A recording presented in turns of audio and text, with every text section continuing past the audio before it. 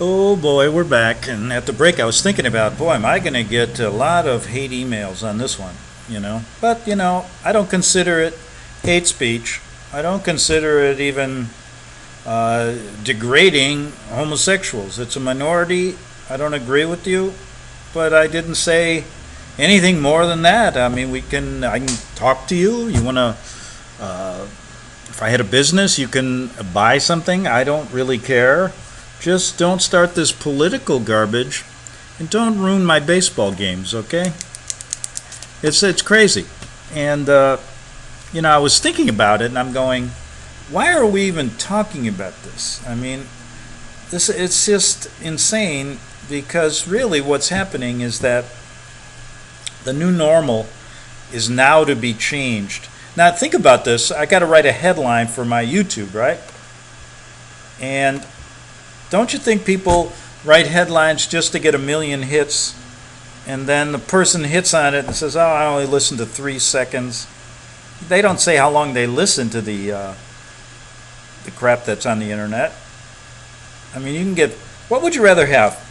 1,000 hits where a person just listens to you say hello, or 50 people that listen to your 30-minute show? I don't know. I think I'd rather have the 50 people that listen to it all instead of the recognition of getting 1.7 million hits. But what I will do to do a test on this is on my headline, I think on my YouTube I will say something like, "I don't give a crap about the gay community." That should get every gay in the country to read it. Maybe one of them will get my point. That I don't really care. I mean, I don't agree with you, but that's it. I don't need to be lectured or given a second chance. And neither does the Cubs second baseman, Daniel Murphy. And let me tell you, I look basically at Dan Murphy and say, "Hey, what can you do for me today? How many hits can you get?" I like the ball. He's a good ball player. And I want to see the Cubs win the World Series again. And I don't give a damn about the gay movement Sunday or anything. In fact, I don't even think you should have a gay movement day there. I can think of there's 81 home games. I could think of 81 better reasons. I'd rather have, people who have, who love Frog Day, who love frogs come. People who, there's all these minorities in the world that don't get any recognition whatsoever. But, they're not. I want to say one thing about this. Now, all you gays out there, or if you're not gay, read the book called The Pink Swastika, and you're going to get an idea why the elite in this country are pushing this political agenda. And that's all I'm going to say. You're being used as a political pawn. And my question always has been this: how many people really have come out of the closet not for reasons that they're really gay, but they have other psychological problems, and they figure this is one way to get notoriety? And hell, I had a problem with my girlfriend. I can't seem to get along with women. I must be gay. Or a woman goes, these men these days are just so, they're uncaring. They're not very, sensitive. I think I'm a lesbian. And so you just switch over because all you've heard is, "Hey, it's all right.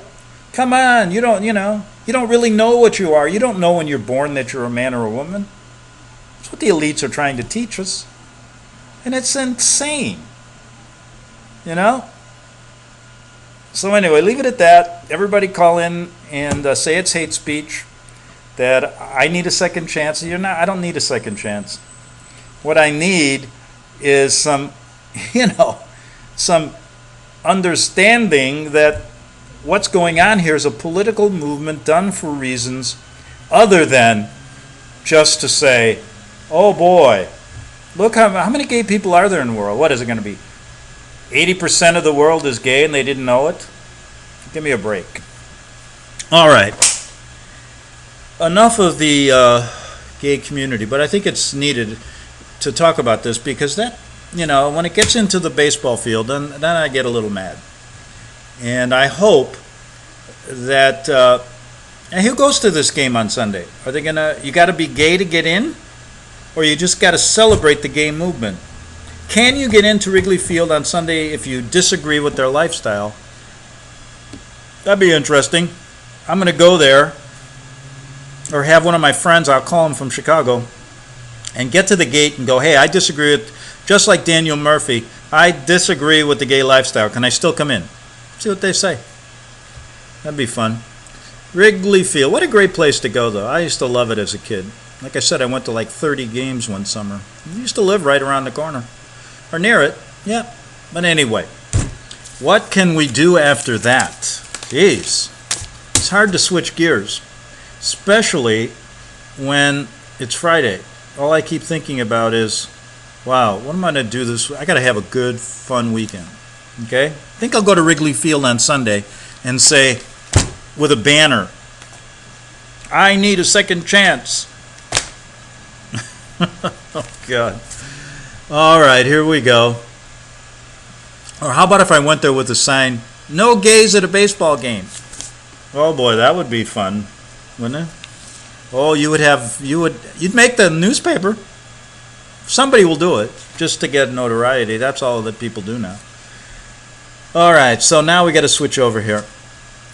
I promised that I was going to do a whole show on the political climate in Washington and give you an idea of why this is so crazy and why it's nothing more than a Jesuit Hegelian dialectic at work. Now, people that believe in either Trump or the other side, half America believes in, make America great again. The other half believes in globalism and open borders, things like that. But the point is, all of you people that either are on the left or the right, bear with me, and if you kind of in the camp I am, where I agree that both of these parties work together, the clue I'm going to give you is you're going to have to understand that this is going to be revolving around a subject of the two-tier justice system that we're seeing on news every day in America now. And the reason I know that Trump's in the pocket of the globalists, and this is just a Hegelian dialectic, and he's being used as the right-wing nationalist American system against globalism, is that he appointed Jeff Sessions as his attorney general, who's doing absolutely nothing. He didn't have to do that. Because otherwise, if you had a normal attorney general, they would be prosecuting the globalists, and they're not. All they're doing is going after anybody that knows Trump, and this is an orchestrated effort. So, let me give you a clue.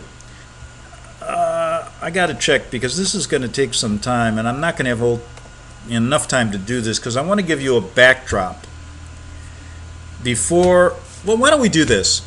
How about I give you the Hegelian dialectic backdrop to this, and then move into next week on Monday everything about Trump and the political system and the court system and books coming out now regarding the two-tier justice system and how in Washington could this be going on. And I say because if they are working a plan, they are orchestrating this for one reason, that is to get their global one world order.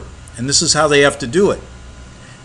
Now, how people are going, how can they do it this way? Well, you control both sides, and then you rub them together, and you have a synthesis, which is, in this case, globalism. That's what's going to happen. Socialism or whatever to destroy this country, because you cannot have a one-world government, a one-world order, without bringing America and this system down. That's why you're hearing it every day on the left. America's no good. We have to get rid of it. The system is flawed. The system is broke. Everything is gone. And then on the other side, they want to build up America. That's just the glossing over of it. But anyway, we have to understand the Hegelian dialectics. And let me just start out by saying it's a key component of the Luciferian system. Yes. Which is not just a religious system out of Rome. Now, why do you say Rome is Luciferian? Well, at one of their big Easter Masses every year in the Vatican, they open up with a Latin song that tells you they worship Lucifer when you do the translation. So there. But it's also a political system. And that's what's going on in Washington now. The Hegelian principle is summed up in the creed of the Jesuits called Ordo ab chaos, order out of chaos. This mythology has been highly effective for the ruling class for hundreds of years, namely the high-ranking Jesuits, who leverage a whole host of different religious and political powers to gain greater dominance. This quote I took here, that last quote, was taken from Order Out of Chaos, and it was written, who wrote this? A lot of people, they don't even know, by the Administration in Equipping the Saints. Okay, I wanted to give that quote a reference. So they've been using this for a long time, and they use a lot of different religions, like they did in Vietnam, like they did in Germany, just to give you two examples, to gain this greater dominance. Now, Order Out of Chaos works like this. Chaos, for one, distracts the population, so they pay no attention to the man behind the scenes. Yeah, they're now, people in America are only looking at this chaos going on now, the two competing factors, globalists, Democrats, socialists against the American conservative Republicans. And that's all people are seeing, so they're not paying attention to what's going on behind the scenes. And two, it's funny how people make up all the time in this world. Just during the Vietnam War, which wasn't long ago, it was the Chinese who built up Ho Chi Minh and the Viet Cong, right? But we've forgotten about that. China's our friend.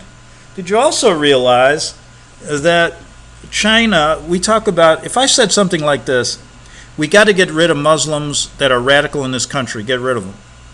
People would say, you're racist. But do you realize that in China, we buy Chinese goods, I bet you everything in your house is Chinese, right? Do you realize they've imprisoned over 1 million Muslims in China? Nobody talks about it. But we do business with them. China's great, right? Our corporations love China. Our elites are putting money into China. So they're full of shit, right? And they also put gays away. It's not a very nice place in China, but we like China. We like to buy their goods, right? And we also like to let them steal, Clintons like to let them steal all of our intellectual software and all of our military secrets. We let them do that because in the end, when America is overthrown and China takes over, these people got to go somewhere and do business somewhere. Oh, they'll do business here. But don't get an idea that the Vatican or our elites in office really like democracy and the republic. No. All of them, on the left or the right, are pushing for a globalist system. They just talk a different game. Now, it works like, I told you how it works. It hides the people. People get so tired of these conflicts that they're willing to compromise anything to get some harmony. And that harmony then comes in the order of those. So they're going to create such chaos is that when all these things are coming at us, people are going to they're going to stand up and go, we will solve the problem and make you safe, and people will allow the globalists to take over. And the Pope to go in Jerusalem and say, I am the king of the world, and everybody, I will help you. And everybody will love the Antichrist system and love the Luciferian system. And really, the Luciferian system is built on this duality of individuals, right? Man and woman intersecting together, being one and the same. And that's why you're seeing all these political gay movements take hold, And you're seeing it creep into your political system, where it's going to be normal to see a transgender run for governor, which is happening in Vermont. And little do you know that you already had a transgender, most likely, in the White House as Michelle or Michael Obama. All right, I'm going to get some emails on that, but do some research on it. I'm not saying she is or she isn't, or he isn't or he isn't. Just saying there's a lot of information out there. And ask Joan Rivers. Well, you could, but she was killed or died about a month after she said Michelle Obama was a transgender, and everybody in Hollywood knew it. Okay, Thank God I can say it and they don't kill me in a month. I don't have a big audience. So please don't listen to my show. The more people that listen, the better chance I get to get killed. Like Joan Rivers. They let me do it because I don't have, hey, there's only 100 people who listen to Greg. Who cares? Joan Rivers was talking to like millions. When making, okay, this is a good, I'm taking this. Found this quote I got to read. It says this: when making their comeback and complete takeover of the Vatican in the early 1800s, the Jesuits were prepared to be virtually undetectable as they mastered the arts of espionage and infiltration strategies. And doing it today. Let me tell you, nothing's changed. And as a result of their great success, most people, and I'm saying this, they have no idea what the Jesuits are really about. That's why I do this show. And that's why people call me crazy all the time, because they have no idea who these guys are. And they say it's impossible. Even my friends, many of my old friends that I went to Catholic school with, they go, what? The Jesuits, they used to teach at Loyola High School, that's all. Most have no idea what the high-level Jesuits are really about, how devious and diabolical they really are, as well as the vast amount of global temporal power they have secured. We did that yesterday talking about the concordats. You see, the Vatican and the Jesuits are like a hand in a glove, like black and white. They have to work together.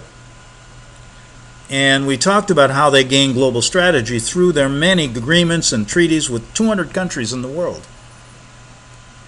And with this power and control, they easily have the means to rewrite history to cover up what they've done. We've talked about that, while painting a beautiful picture of their image and track record. That's what I always run into. Over the years, and I've been doing this since the 80s, I always run into this beautiful picture that they paint, and people going, how could they be that way? Did you see the movie with Bing Crosby, My Way? When he played the priest?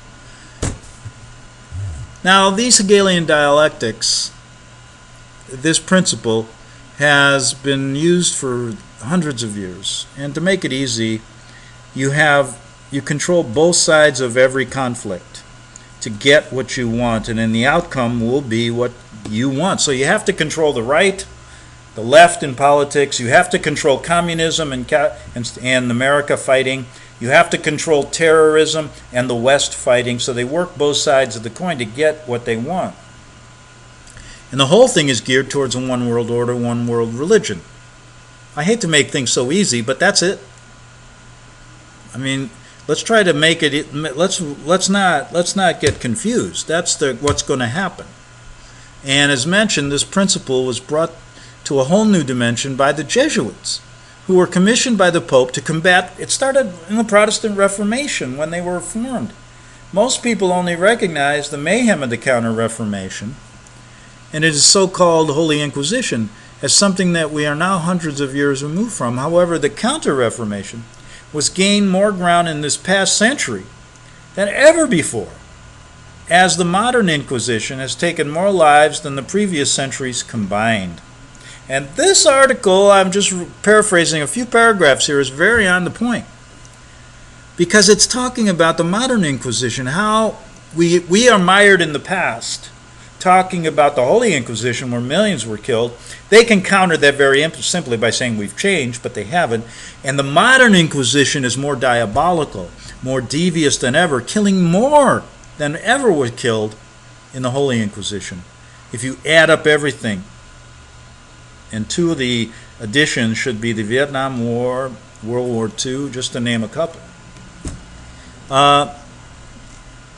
This satanic advancement, and all of our social issues are changing because of this satanic advancement, was made possible by the covert natures and these tactics and strategies. Most people know of the tens of millions mass murdered by Stalin. Well, more people know about the millions killed by Hitler, but Stalin was probably a bigger mass murderer. And we, have done story after story about his connection to the Jesuits. But most details most folks are not aware of is that most of those people were various kinds of Christians, such as Orthodox and Protestants. We've talked about that. Most people, what about all the Buddhists killed in Vietnam? It was 75% Buddhist. Why do you think the minority Catholic government wanted to get rid of them? They understood Buddhists are never going to come under the hand of the Pope, and they never can be totally controlled. Basically, that is a fact, and so that was really a country that they could use to advance further this globalist agenda. Most people know of the 6 million Jews that were killed under Hitler, Third Reich, but most are not aware of the 13 million Protestants, and maybe more, who were annihilated mostly from northern Germany, who were firebombed not by Hitler, listen to this, but by the Allies, under the assumption and propaganda that states like Prussia were in cahoots with the SS.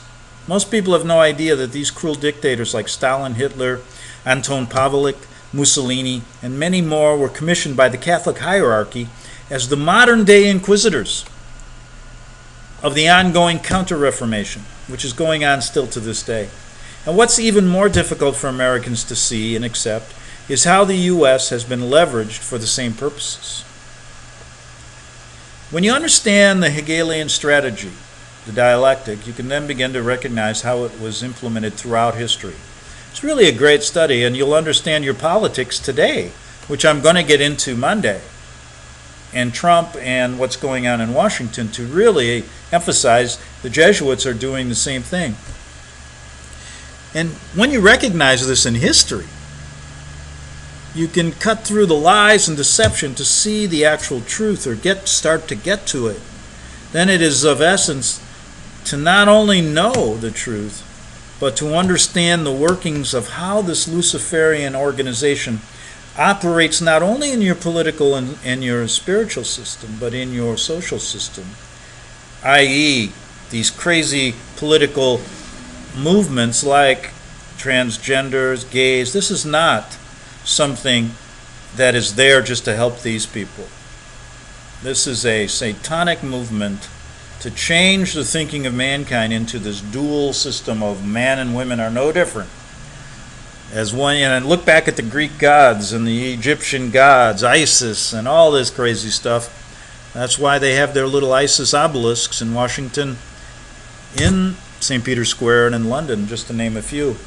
It's also important to know that this satanic system has launched so many disinformation campaigns, as well as history revision campaigns within this past century to cover up really the true nature and the real grand magnitude of such atrocities. Many books, people, and other sources that have documented these accounts have been destroyed or suppressed and replaced with false versions of true accounts.